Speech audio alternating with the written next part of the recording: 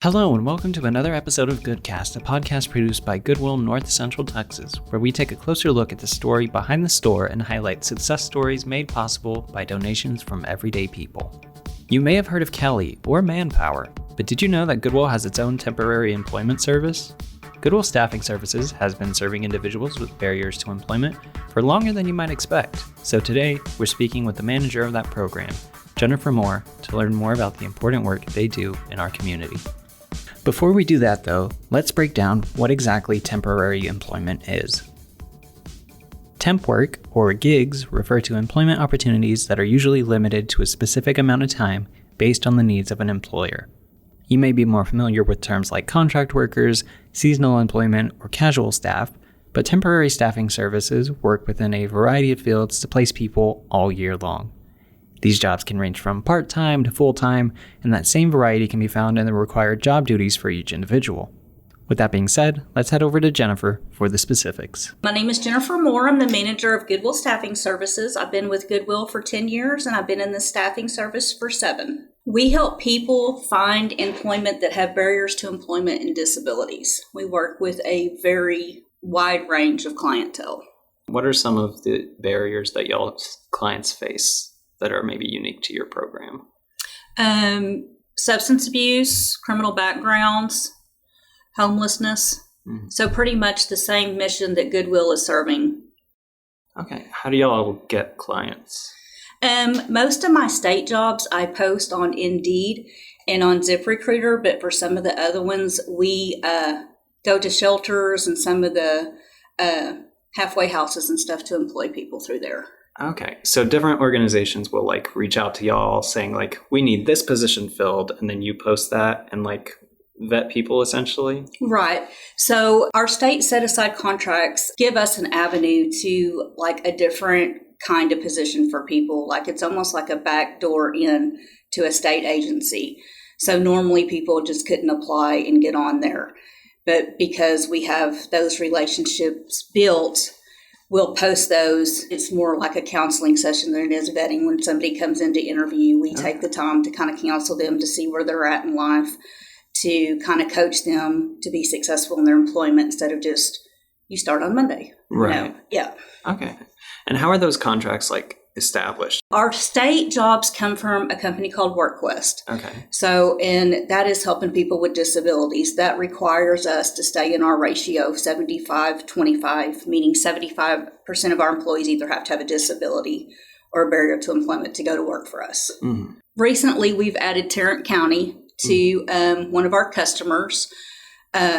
We employ for the city of Fort Worth and, of course, for the state. And, of course, in our department, we do our own payroll, own billing. We're like our own HR department. We handle our own injuries. So we do a lot in there. Looking at the information that Jennifer just gave us, we can see a lot of those ideas trace back to the program's origins in 1995. I told you we've been doing this for a while. This history lesson in particular is brought to you by our VP of Contracts and Facilities, who gave me a very in-depth first-hand account that I thought was fascinating. Back then, GSS was known as Added Value and was started in an effort to build connections with state offices and departments.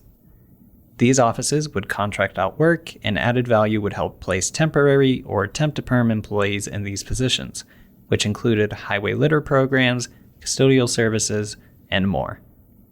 Over time, that model grew, and now we can place employees in a number of fields, local, state, or commercial. And while the number of employers has changed since then, that same level of care and attention for clients has existed throughout the 25 years the program has been around. I think our coaching and the way we are with our customers, like Texas Department of Transportation, Office of Attorney General, we have great relationships with them. And they have a chance to try somebody out at the same time. So what are some of when you're going through that counseling, session, what are some of the things that you will prep them for before they step foot in their new employment place? We try to let them know that life is going to throw you stuff all the time, and how to have access to us to talk about those things so that you're not just overwhelmed with stuff that is happening in your life, that you're actually going to be successful at your employment while you're dealing with the things that are going on in your life. Okay. So you get to know each client kind of personally and know what Yes. their strengths and weaknesses are, that sort of thing. Yes, and I also think that that's what differs us from other staffing agencies. We're not just looking to put you on an assignment and leave you there. We check in with you. We want to know how you're doing, and we try to coach you to it until you get hired onto that position. Is there a lot of like variety that comes with that? I'm sure you have like a huge book full of like names of people, but are you constantly having to like train individuals to, maybe they're doing custodial this week, maybe they're doing data entry next week, that sort of thing? No, most of the people who are in custodial or doing some kind of general labor kind of stay towards that. And then, it's such a wide range of people. I have attorneys, I have child support officers, engineers, inspectors, record keeper, budget analysts, all the way to kennel techs. Really? So it's like a huge variety of people. Are those more specific jobs more difficult to place, like your attorneys or your kennel techs, that sort of thing? It's all really about the same. It's just feeding through applications and getting a hold of people and making sure that the people that are on our state's contracts qualify under that ratio, and then making sure they're still qualified for the position. So they're about the same. Let's get to the numbers, because it wouldn't be a proper episode of GoodCast without some good old-fashioned statistics. According to the American Staffing Association, there was an average of 3.1 million temporary employees working each week in 2020, with an average tenure of 10 weeks. In Texas, that translates to an average of 287,700 temporary workers located at approximately 3,270 offices. We can even break that down based on industry, with the top 3 employers being careers in engineering and IT, industrial, and office and clerical.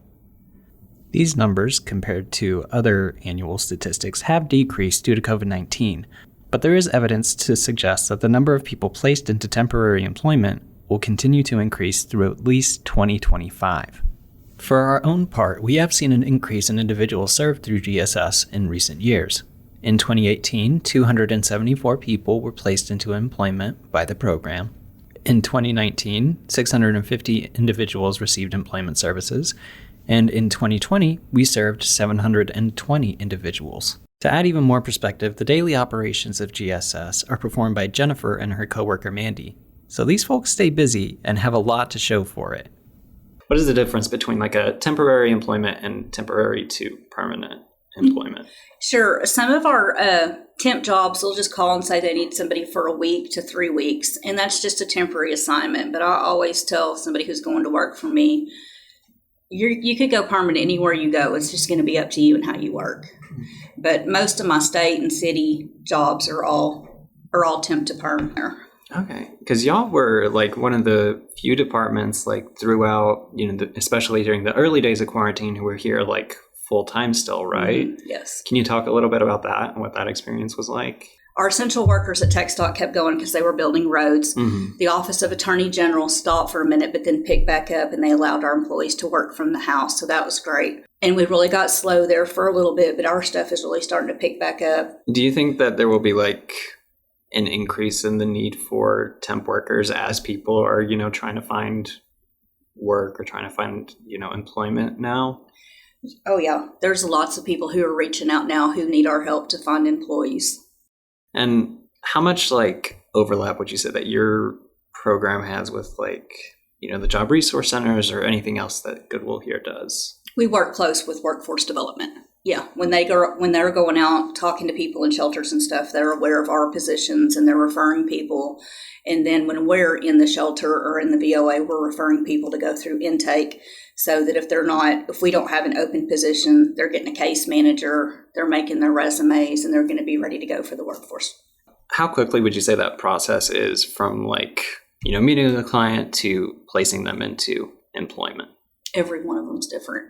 Okay. Yeah, because some of like I'm hiring some contract specialists right now for TxDOT, and I posted it probably 3 weeks ago, and it just depends on when that person's ready to interview, when they feel like they have enough candidates. Other positions I post, in a week or two, they're there. Some start the next day. They all vary. To give you a better idea of what temporary employment service looks like, let's go over a recent success story from the program. Addie Leslie Heaps came to Texas in April of last year after her mother passed. Addie had a history of custodial jobs, was diagnosed with cerebral palsy, and was living at a hotel with her husband while they tried to find work. With help from GSS, she found a temp-to-hire position with the University of Texas at Arlington, and 4 months later, she was hired on permanently. Her determination and work ethic have enabled her to become a state employee with a full benefit package. I thought it would be interesting to hear from other clients in the program as well, so I've pulled some interviews from our archives to see what they had to say about their experience in the program. The folks you're about to hear from range from animal shelter employees, GED educators, and TxDOT employees. My name is Judith Armstrong, and I've been working for Goodwill about 7 months at Fort Worth Animal Control. I was actually in the Tarrant County Jail labor detail, and we had to come every Sunday here, so I just did my hours and I figured it out by coming here. It gave me a second chance at life, and now since I have came to Goodwill, I have a stable place to stay, and I can buy my food and I can take care of my children the legal way. Goodwill has given me consistency in my temporary assignments. Very appreciative of that. Goodwill has made a difference in my life, economically, socially, job skills. I have different job skills now to put on my resume, thanks to Goodwill. I've enjoyed the jobs, and it's the people I work with have all been really nice. And so not only does she give me temporary jobs, but jobs that I like and I feel comfortable with, and the people I work with, it's all been positive. I heard about Goodwill from a friend. He suggested I give you guys a call. I was struggling, and I called on a Friday, and I was working by the following Wednesday. Goodwill has helped me. Goodwill put me in a place to where all I had to do was come to work every day and work hard, and I would prosper, and that's exactly what happened. Before I came to Goodwill, I thought Goodwill was just some place you went to buy used clothes or housewares. I've learned that Goodwill actually helps many, many people with career training and job placement, and I think y'all are doing good things for the community. Jennifer herself is no stranger to success either. We featured her story in our relaunch episode, and she has her own thank you Goodwill video. What are some of the things that you enjoy about your job? Everything. Love my job. Yeah, I guess I've been through so much in my life. It's wonderful, to see somebody go through so much to get to where, they have a state benefit full package. I mean, they're going to be for the rest of their life. Their life is different. So it's great. Yeah. Working with the people and helping counsel people. I love that part of my job. How did you make the leap to GSS from your career path here? First, I started picking up trash here as a day laborer. Right. And then I unloaded trucks, and I was on the maintenance crew. Mm-hmm. And then Kimberly gave me a chance to be a staffing supervisor and do payroll and billing, and then she promoted me to manager. Well, what was it about this program specifically that, really got you excited about the work that you were doing? I guess my first year with her, I still didn't understand what Goodwill was about and what we were doing until I started seeing the people come through the door and the change and impact that we were having on people's lives. And I knew that I was in the department I was supposed to be in, and this is what I was supposed to be doing. How does it make you feel personally to see the successes that have come through your program, whether you're talking about Addie at UTA or anybody? What does success look like to you? I've had a lot of different success with our employees in different ways. Addie is probably my greatest right now. I mean, she is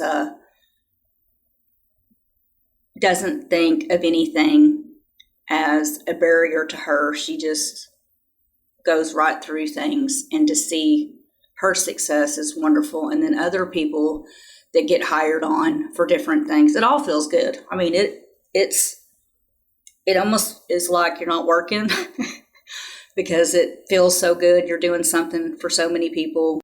It just feels great. So if someone were thinking about enrolling in your program, what would you tell them? I would tell them to get a hold of us, call us, come see us, and to let them know that even if I don't have a position available for them, that we won't stop working until we find them something, and Goodwill has the resources to help them. So if you or anyone you know is interested in signing up for Goodwill staffing services, you can call 817-332-7866, extension 2065, or email gss@goodwillnct.org, and they'll take great care of you. You can also find more information about our programs and services at goodwillnorthcentraltexas.org. And with that, we'll go ahead and close out this episode. Thank you all so much for listening, and thank you once again to Jennifer for speaking with me about this wonderful program. We'll see you in the next one. Bye! You have been listening to GoodCast, a podcast produced by Goodwill North Central Texas. To stay up to date on all things Goodwill NCT, be sure to check out our social media and sign up for our newsletter. And if you have a second, we'd appreciate it if you could share the show with a friend or leave us a review on iTunes. It is the fastest way to help the show grow. You can find us on Apple Podcasts, Spotify, or wherever you find podcasts.